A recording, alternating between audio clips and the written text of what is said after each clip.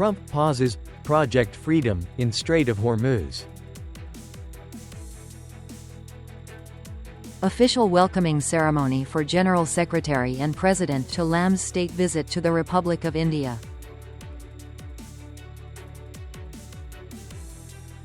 Lowering interest rates, a positive signal from policy management. Hello everyone, you are watching today's news on NTV channel. My name is Đăng. Let's get started. U.S. President Donald Trump announced that Washington will temporarily suspend Project Freedom, aimed at coordinating shipping traffic through the Strait of Hormuz while maintaining the blockade against Iran. In a post on the platform Truth Social, Trump said the decision was made based on the request of Pakistan and other countries and the fact that great progress has been made toward a complete and final agreement with representatives of Iran. According to him, both sides have made significant progress toward a comprehensive and final agreement with Iranian representatives. Therefore, the U.S. and the parties involved agreed to temporarily suspend Operation Freedom for a short period to facilitate the completion and signing of the agreement. However, the U.S. president affirmed that the blockade will remain in full during this time and will consider whether the agreement can be completed and signed. Iranian Foreign Minister met China's top diplomat in Beijing on Wednesday, underscoring close ties between the two countries shortly before U.S. President Donald Trump is scheduled to travel to meet with Xi Jinping. The Iranian Foreign Ministry said the talks would cover bilateral relations as well as regional and international issues. Beijing has repeatedly called for a ceasefire, emphasizing the need for freedom of navigation and opposing unilateral sanctions. The visit comes as Tehran intensifies international efforts to reduce pressure and seek support, following trips to Russia, Oman, and Pakistan. Meanwhile, global energy markets remain volatile due to disruptions in the Strait of Hormuz, a shipping route for approximately 20% of the world's oil supply.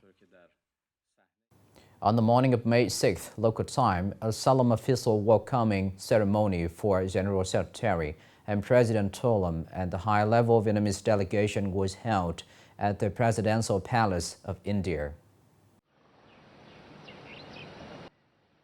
Over the years, Vietnam-India relations have developed steadily and deeply over the years, especially since the two countries established a comprehensive strategic partnership in 2016. Currently, both sides maintain more than 20 bilateral cooperation mechanisms across various fields. This state visit to India by General Secretary and President to Lam and the high-ranking delegation is a clear testament to the foreign policy of our party and state in the new era, as set out by the resolution of the 14th National Party Congress.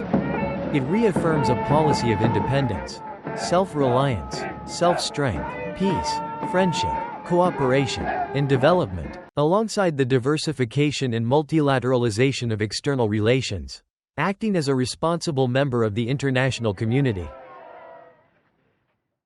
Coming up next are some updated news. The National Master Plan sets the goal that by 2030, Vietnam will be a developing country with modern industry and a high middle income. The plan establishes a new growth model, driven primarily by science and technology, innovation, and digital transformation. The average annual gross domestic product (GDP) growth rate for the 2026 to 2030 period is targeted at 10% or higher. By 2030, GDP per capita at current prices is expected to reach approximately $8,500.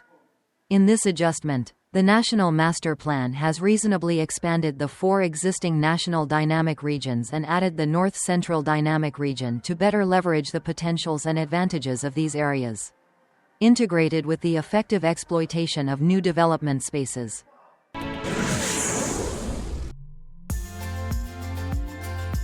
From a single low-emission rice crop providing economic value to green credit lines worth hundreds of trillion VND, green finance is increasingly becoming a vital support pillar for sustainable growth in Vietnam. On a global scale, trillions of USD are being reallocated into green sectors as ESG, environmental, social, and governance standards increasingly dictate access to capital. In Vietnam, the investment demand for green growth through 2050 is estimated at $700 billion. A figure that requires the robust mobilization of private resources alongside the state budget. Currently, green financial channels in Vietnam are becoming more diverse. In 2025, green credit reached approximately 850 trillion Vietnamese dongs, while the carbon credit market and green bonds are opening up new opportunities for medium and long-term capital flows. Following the government's directives on combating IUU fishing, Nghệ An is focusing on resolving outstanding issues, particularly regarding fishing vessels that do not meet operational conditions. The Nghệ An Provincial People's Committee has requested departments, agencies, and localities to strengthen fleet management, resolutely preventing the emergence of 3-no vessels. The Department of Agriculture and Rural Development is developing an implementation plan based on EC recommendations. The Border Guard is strictly controlling vessels entering and exiting estuaries while handling violations related to cruise monitoring systems. Additionally, the police and local authorities are stepping up inspections and the processing of violations. At the same time, the province is accelerating the update and synchronization of fishing vessel data and seafood traceability to ensure consistency from central to local levels.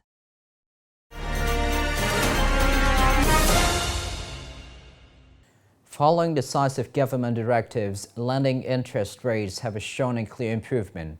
Many commercial banks have adjusted their interest rates downwards at the same time, focusing on priority sectors. This move contributes to alleviating capital difficulties for businesses and individuals while affirming the effectiveness of monetary policies management in the context of a recovering economy. Immediately after the government's executive orders, many banks quickly reduced mobilization rates for medium and long-term periods to create a basis for lowering lending rates. This policy has been institutionalized through preferential credit packages, offering interest rates approximately 1 to 2% lower than usual, specifically targeting the manufacturing and export sectors. While promoting lending, we are also strengthening the monitoring of customers' capital use to ensure that disbursed funds are utilized for the correct intended purposes. In a context where credit demand is recovering slowly and businesses remain cautious about expanding investment, the cost of capital has become a major bottleneck. Therefore, lowering interest rates helps businesses and citizens access capital at more reasonable costs. Particularly, as raw material and fuel prices rise, every percentage point reduction in interest rates helps ease cost pressures, supporting the maintenance and recovery of production and business activities. When fuel prices or interest rates rise, we truly hope to receive support from banks so that businesses can more easily access loan sources to ensure continued operations. According to the State Bank of Vietnam, Nghệ An branch, by the end of the first quarter of 2026, credit in the province grew by approximately 2.5 to 3% compared to the end of 2025. With total outstanding debt exceeding 230 trillion Vietnamese dongs, capital flows continue to prioritize manufacturing, exports, and rural agriculture. Meanwhile, green credit and clean agriculture are being expanded. This indicates that capital flows are being unlocked selectively, supporting growth while ensuring system safety. During the capital utilization process, customers must comply by providing full invoices and documents to ensure their business activities are substantive, avoiding phenomena such as speculation or misguided investments. Lowering interest rates not only reduces capital costs but also helps unlock cash flow. However, to maximize effectiveness, it requires the synergy of the market, businesses, and banks. More importantly, interest rate management must be flexible and cautious to both promote growth and control inflation. First of all, we must ensure that interest rate adjustments are not too volatile. We also need to note the role of fiscal policy. Specifically, public investment is one of the fiscal policies that we must accelerate further. The reduction in lending rates is expected to continue creating momentum for the economy, helping businesses and people gain confidence during the recovery and development process. If managed flexibly and correctly, the policy of lowering interest rates will not only be a short-term solution but will also become an effective capital channel contributing to sustainable growth in the long run. This is the end of the show today. Thank you for watching.